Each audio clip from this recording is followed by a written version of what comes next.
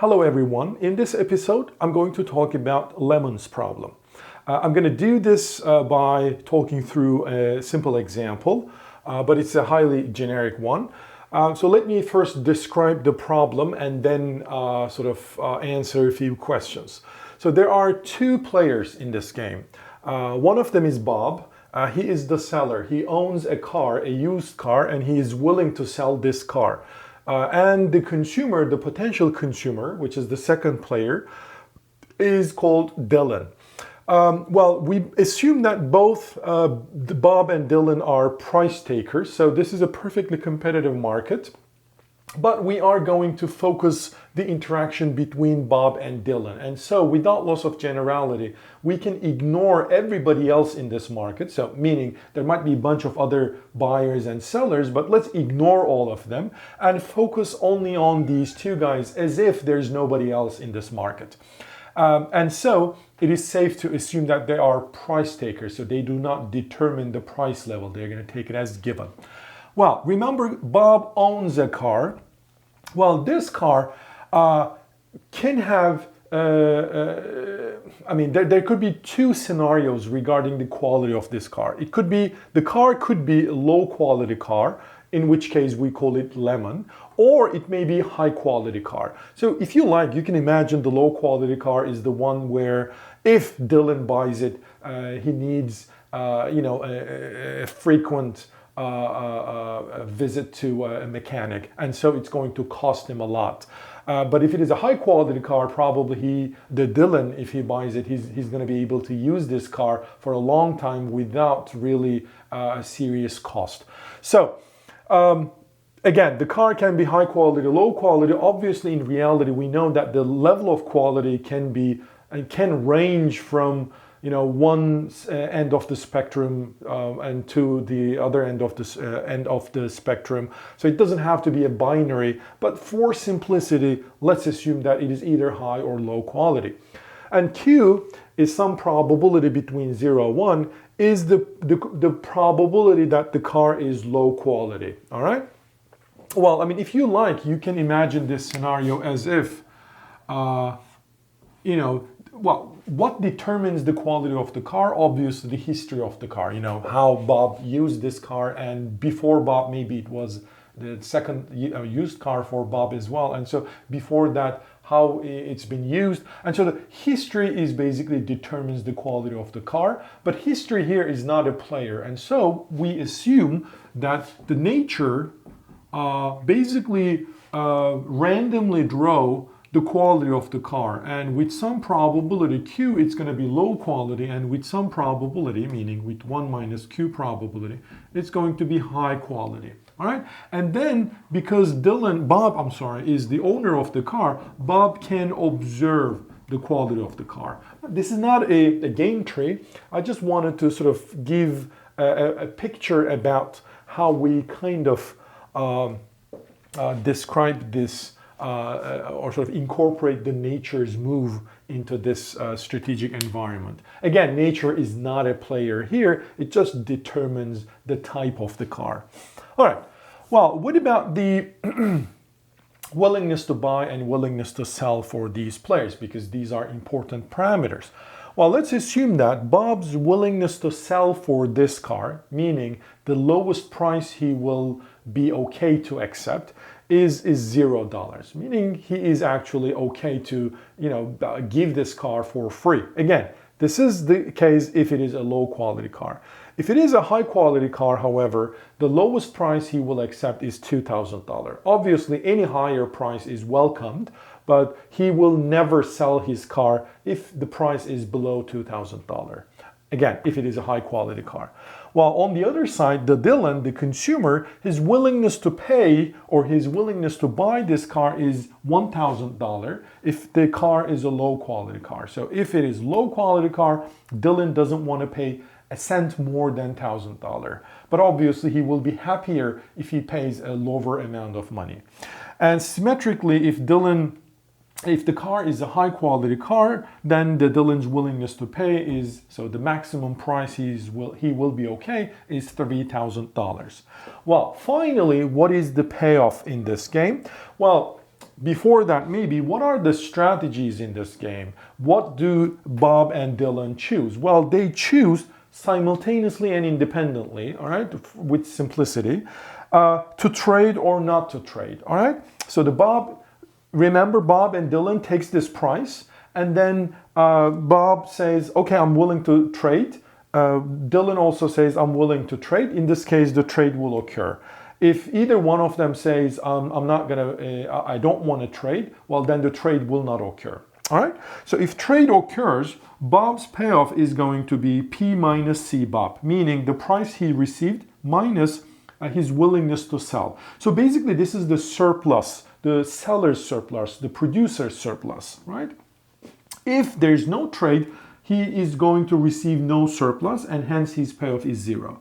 Dylan, on the other hand, his payoff will be his willingness to pay minus the actual price he pays. This is the consumer surplus, right? And if there's no trade, obviously there's going to be no surplus, and hence his payoff will be 0.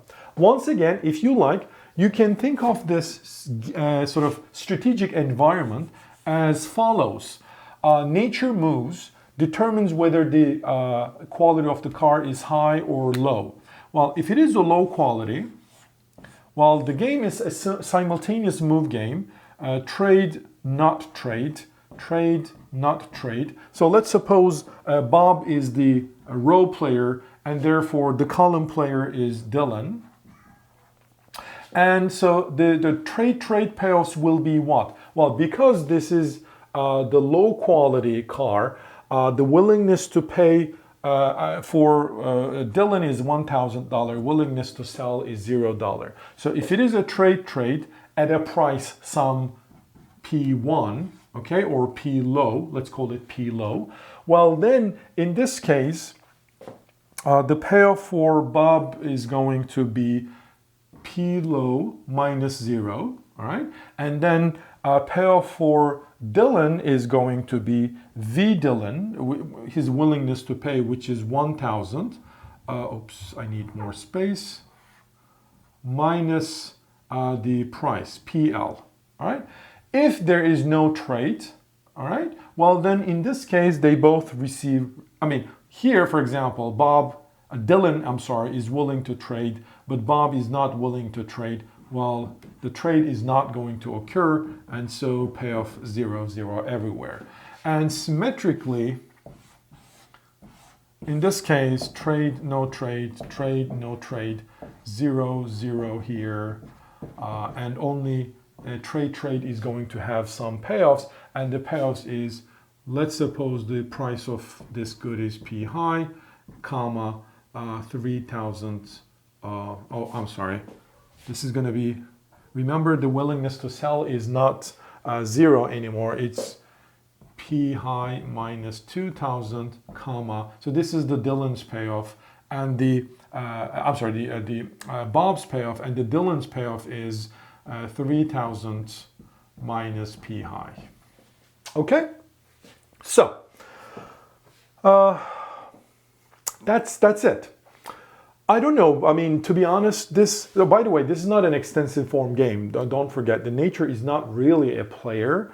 It just determines whether this game will be played or this game will be played. So the first question we would like to answer is the following. What is the efficient market outcome? The first question we are going to answer is this. What is the efficient market outcome?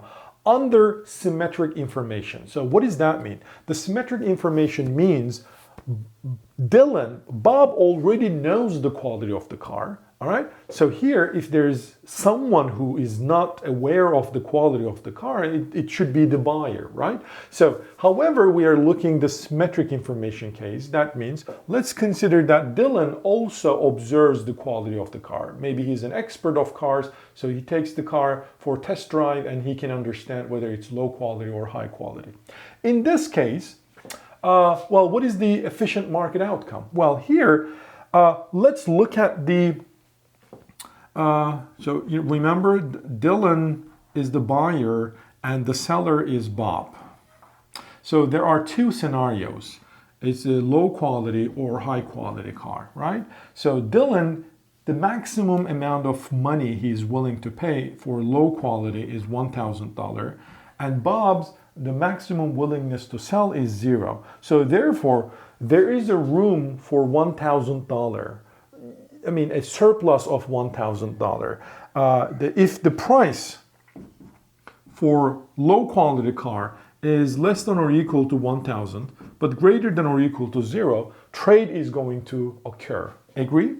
Well, if the car is a high quality car, the willingness to pay for Dylan is $3,000, and the willingness to sell for Bob is $2,000. So again, there is a potential surplus, a total surplus of $1,000. The difference between these two. So any price which is less than or equal to $3,000 but greater than or equal to 2,000, oops, this is 20,000, but greater than or equal to $2,000, that there is going to be trade, right?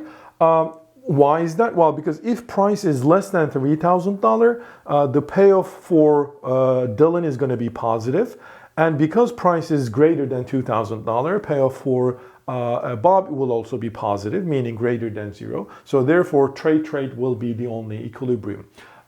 You see what I mean? So in this environment, when the information is symmetric, there is a unique Nash equilibrium of this game when this is the price, meaning when the price is in this range, and there's a unique Nash equilibrium of this game when the price is in this range. So therefore, the efficient market outcome is that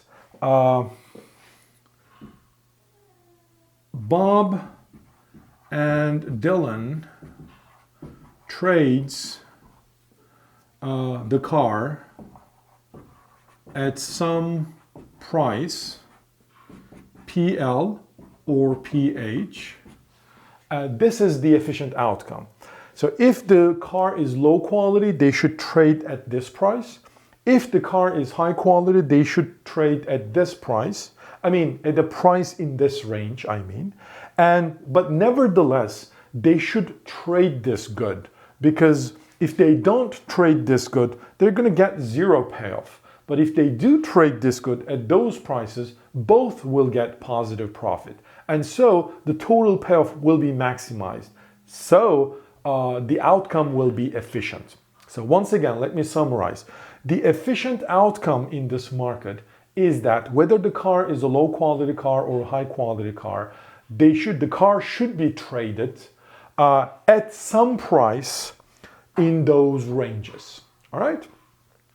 So I would like to say a few things. For example, charging one fixed price, regardless of the car's quality, is not going to be efficient. Why is that? Well, remember those two ranges are not coinciding with each other. Meaning, if you fix your price higher than 2,000, well, the trade is not going to happen if the quality of the car is low type.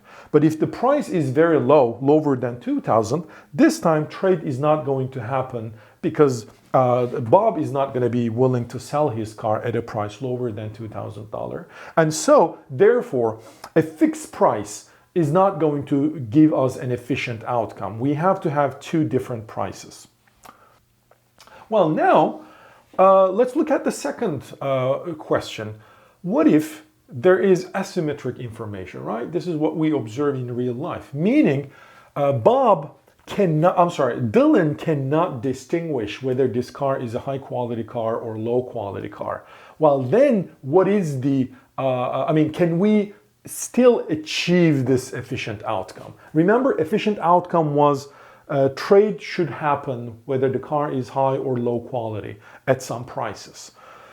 Well, the answer is going to be, well, sometimes yes, efficient outcome can still be achieved, but sometimes it cannot be achieved. And in fact, I'm going to give you one example where efficient outcome is impossible to achieve. So let's consider Q as 0.6. What does that mean? That means Dylan believes that it is very likely, 0.6, very likely that the car he's about to buy is actually a lemon. All right? But he can't sort of say if it is really lemon or high quality car. So if he doesn't buy this car, but the car is high quality, he will regret. But if he buys this car, but if it is lemon, he will also regret. So it's a very challenging decision. Well, nevertheless, this is the scenario where he thinks it's more likely that the car is lemon. The question is, can we make sure that there's some price in this market where Bob and Dylan are going to trade this car, although the car is, whether the car is low quality or high quality? Can this be sustained as an equilibrium, Bayesian Nash equilibrium? The answer will be no. Well, why? Well, first off, let's start by arguing, are we going to have two different prices? Can we sustain P low and P high, that they are different? Well, no. When there is asymmetric information, meaning when Dylan cannot distinguish these two cars, we cannot sustain two different prices for this car.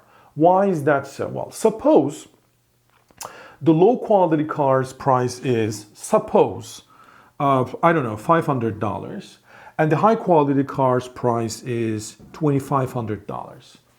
And Dylan approaches Bob, and the Bob is going to tell him the price that he is actually willing to accept. Which price do you think he's going to tell him? Well, do you think he's going to be truthful and honest and say, hey, Dylan, my car is a lemon, and so you should actually pay me $500? Or do you think he's going to say, even though his car is a lemon, look, my car is gorgeous, beautiful, no problem. It's a high quality car, so pay me $2,500. Well, Dylan cannot really say, no, this car is lemon, so I'm not willing to pay more than $500 because that is the price. He can't really say this because he can't distinguish these two cars. Remember, this is, by the way, we assume that there's no other seller in this environment, so there's only Bob and Dylan, okay? So he will either not buy this car, or he's just going to pick this car without knowing the quality, actual quality of the car. So that means, what I want to say is that if there are two different prices, the seller, Bob, will always pick the highest price. He will never pick the lowest price. Why? Well, look, in our market environment, in our example, we do not have any preferences for honesty, truthfulness. There's no tomorrow. Right? This is not a repeating interaction. If it was a repeating interaction, so the players could actually worry about their reputation. Well, I am selling a low quality good to my customer today, but tomorrow he will learn that actually I'm a bad seller, and so he will not buy it from me another time. But there is no tomorrow. So this is just one-shot game. And so there's no honesty, or there's no concern for honesty and truthfulness. And hence, I will always want to increase my payoff, and increasing payoff means higher prices. So therefore, Bob will always go and pick the highest price, which means the bottom line is, when there's asymmetric information, we cannot sustain two different prices, one for low quality, one for high quality good. Okay, so that means there should be only one price, P.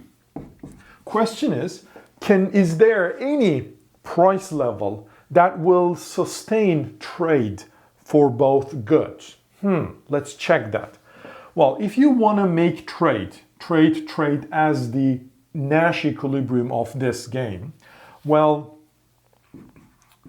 Bob plays trade if and only if when P is greater than or equal to 0, right? Because, here this is going to be P, not PL. Here it's going to be P, again, not PH. All right, in this scenario where there's asymmetric information. So as long as P is greater than or equal to 0, Bob is going to trade this good. Good. Well, on the other hand, here, well, Bob plays T if and only if P greater than 0. Bob plays T when low quality type, if and only if this is the case. So let's be sure about this. And when you look at this, Bob plays trade when high, if and only if P minus 2000 greater than or equal to 0, which means P is greater than or equal to 2000. Remember, we are trying to see if efficient outcome can be achieved. Meaning, is there any Bayesian Nash equilibrium of this game where trade occurs here, trade also occurs here at some P price? Is there any such P price? Well, here, P has to be greater than 0. Here, P has to be greater than or equal to 2000. So, you know what? As long as P is greater than or equal to 2000, Bob is going to be willing to sell this car. Good. So, this is kind of the binding inequality. Well, what about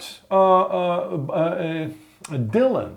Well, Dylan cannot distinguish whether this is the game he is playing or this is the game he is playing. So he thinks with Q probability, by the way, it's 0.6 probability, this is the game he is playing.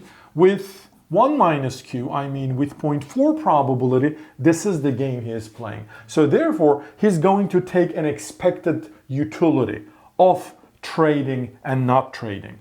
So let me clean at least this area because I need some space to write the Dylan's decision. All right. Dylan trades or play trade if and only if his expected utility of trade greater than or equal to expected utility of no trade. Well, the expected utility of no trade is 0, right? That part is obvious because whether this is the game or this is the game, meaning whether the car is high quality or low quality, his payoff of not trading is 0. So therefore, his expected utility of no trade is 0. What is his expected utility of trading? Well, it is either this or this, right? So with probability 0.6, his payoff will be 1000 minus P. With probability 0.4, his payoff will be 3000 minus P. So this should be greater than or equal to 0. So what is this expected utility? Well, let's calculate. This is going to give me 600 minus 0.6p plus this is going to give me 1200 minus 0.4p greater than or equal to 0. Well, minus 0.4p minus 0.6p means minus p. Send it to the other side of this inequality. P must be less than or equal to 1800. So remember, this was the inequality, binding inequality, so that Bob is willing to trade in both scenarios. So the price has to be greater than 2000. However, this P, or this is the inequality, the binding inequality, where the Dylan is willing to trade. What does that mean? That means if the price is less than $1,800, well then Dylan will be willing to pay this price and buy this car. However, in this case, we know that only the high quality car can be traded at those prices. If you want to trade both high quality and low quality car, the price must be greater than 2000. But in this time, Dylan is not going to be willing to pay this price, a price greater than 2000 and buy this car. So the conclusion is that in any price, P, only one type of the car will be traded. All right? Again, what is the value of P? This is not part of equilibrium because P is a fixed parameter both Bob and Dylan takes. All right, so I don't know the exact value of P because we can't determine it in this game. It's not a parameter that can be determined in this game. But the thing is, there is no price, all right, such that both high quality and low quality cars can be traded. Or put differently, in any price P, only one type of the car will be traded. Either the high quality, actually, I am sorry, this is not a 100% true statement, because the high quality car will never be traded. High quality car will never be traded. Only the low quality car will be traded. And this is true regardless of the market price. Okay? So, regardless of the market price, high quality car will never be traded, and only the low quality car will be traded. So the question is, what price level? So final question. So, I'm sorry. Let me say, therefore, efficient outcome cannot be achieved. All right? So that's a big problem. An efficient outcome will never be achieved in this market when Dylan believes with sufficiently high probability the car is lemon. So you may wonder, what if Dylan believes that this car is actually high quality car with a very high probability? Well, in this case, definitely depending on the value, specific value of Q, you can actually sustain the efficient outcome, the efficient outcome that we can achieve in the symmetric environment, even though the price is just one fixed level. But the efficient outcome is impossible to achieve if this Q is high enough. Example 0.6. One final thing that I would like to say, in this case, when Q is equal to 0.6, what market price is going to lead to a trade? Well, here, obviously, if P is higher than 2000, there's not going to be any trade. If P is less than 1800, there's going to be trade, but this time the high quality car will never be traded. Only the low quality car will be traded. Well, in this case, obviously, if there is going to be trade, well, then this price should be less than or equal to 1,000. I'm sorry.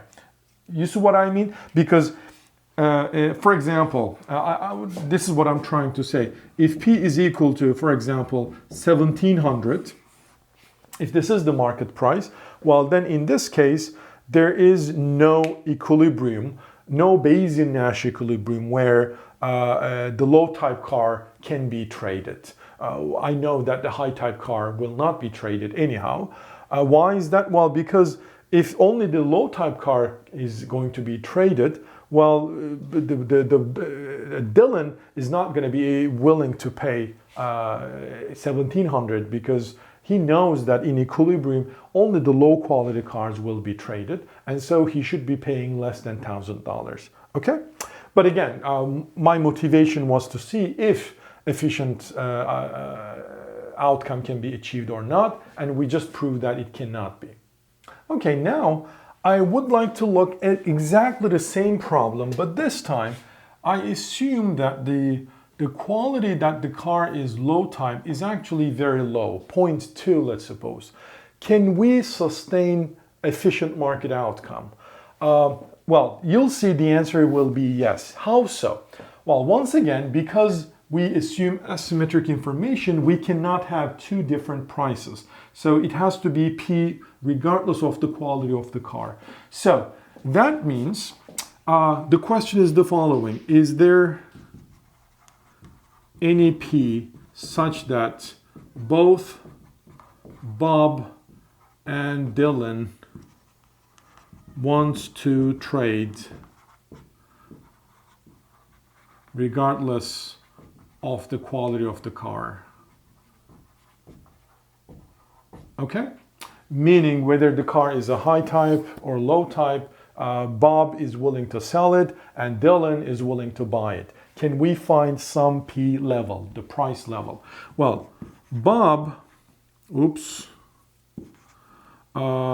owns low type will play trade if and only if P is greater than or equal to 0. Nothing has changed from the Bob's perspective, obviously, because this probability enters into the payoff calculation only for Dylan.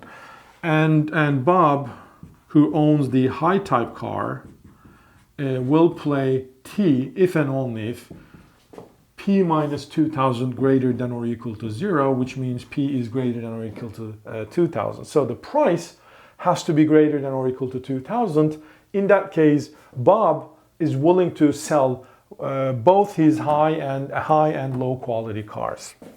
Otherwise, if P is less than 2000, Bob will only sell his low quality car. All right. Or, Bob doesn't have two cars. Bob will sell if his car is a low quality car. Well, here the important part. What about Dylan? Dylan will play trade if and only if his expected payoff, but this time it's 0.2. So 0.2 probability 1000 minus P plus 0.8 probability 3000 minus P greater than or equal to, remember his expected utility, his expected payoff of not trading is 0, regardless of the probabilities, because no trading always leads to 0 payoff. But this, if you distribute 0.2 and 0.8, you're going to get 200 from here, you're going to get 2400 from here, minus P greater than or equal to 0. Okay? And then that means P is less than or equal to 2600. So if the market price, so here I have two binding inequality, price greater than or equal to 2000. In this case, Bob is willing to sell his car, whether it's high type or low type. And if it is low, and Dylan is willing to accept the offer, accept the price if the price is less than 2,600. So that means if the competitive equilibrium market price is in this range, well then the trade is going to occur regardless of the type. And hence, efficient outcome can be reached. All right. So from this very simple example or exercise, the bottom line that we can generalize, in fact, is the following. When asymmetric information is in the place, well then the market outcome, efficient market outcome, may actually fail to exist. The market outcome can be inefficient. All right? Well, that obviously depends on what the consumers believe. Well, this is actually, in fact, why in real life we observe that consumers take the cars and show the cars to some mechanic and get an expert opinion. All right? Because in this very simple example, we don't have that opportunity. The only sort of parameter the buyer, the Dylan, can rely on is his belief. So therefore it plays a very important role. If he thinks that very likely the car is lemon, the market outcome is going to be inefficient. If he thinks positively, he's optimistic that the car is actually not lemon, it's a high quality car, well then he is actually going to trust to the buyer and he's going to be willing to pay higher price, and so the efficient market outcome can be achieved. Here, however, don't forget, this doesn't mean that, this scenario when P is in between this range, this doesn't mean that Dylan will always get the high quality car. No, in fact, it may be very well the case that the car is in fact low quality car. What's going to happen, Bob, although he knows that his car is a low quality car, he's going to put the price tag, for example, $2,500 in front of his car, and Dylan will see that price and he's going to accept this price and buy this car. Again, although this car is a lemon, trade is going to occur. All right? So, but the thing is, this is an efficient outcome. Why it is an efficient outcome? Well, because remember, the efficient outcome was such that trade occurs whether the car is high quality or low quality.